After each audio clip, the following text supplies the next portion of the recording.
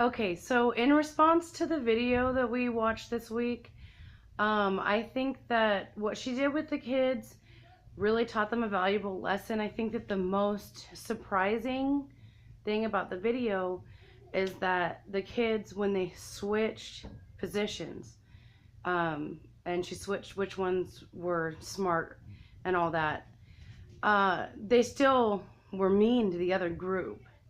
And you would think that they wouldn't do that after having experienced it themselves. Um, and I do think that it had pros and cons. The pros are the fact that there's no real way for people to experience something or really understand what it feels like unless they experience it. Um, the cons were that the kids actually got violent with each other and they were mistreating each other. I mean, that was part of the point, but it is hard for somebody that's in an in group to understand what it feels like to be part of an out group without actually going through the experience.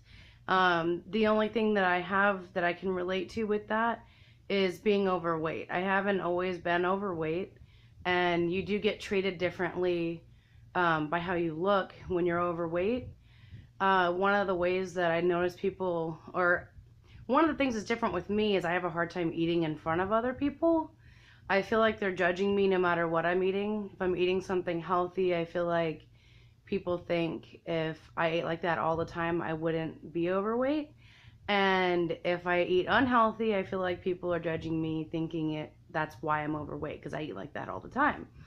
So without having been overweight, I wouldn't understand how it feels. I also think that people will be less considerate. And like also throughout reading this book, like it reinforced what I was thinking anyway. Because a lot of people, I feel like people are judging me a lot, and like having it be compared to being a drug addict or homeless in one of the chapters, just kind of confirms that what I was thinking isn't only in my head. But I mean, really, if I had never been overweight, I wouldn't understand what it feels like. And so I think for like an in-group member, if you never experience what it feels like to be discriminated against, there's no way for you to understand what it's like and what those people are going through. So this is a great way for people to learn that. And at the end of the video, they do discuss having teachers go through this exercise, like being the people that go through the experience of feeling like you're part of the out group.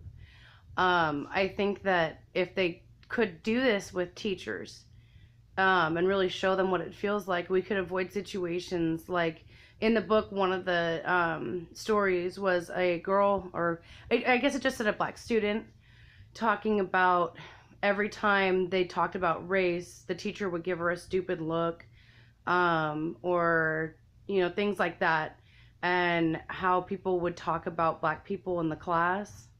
And I think that if the teacher had gone through something like this, they would at least be more aware of what they're doing or how they're making that person feel, and trying to not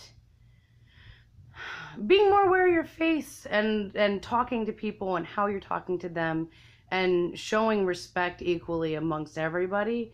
I think that if we could have teachers go through that exercise, they could start the actual movement of getting people to be treated equally.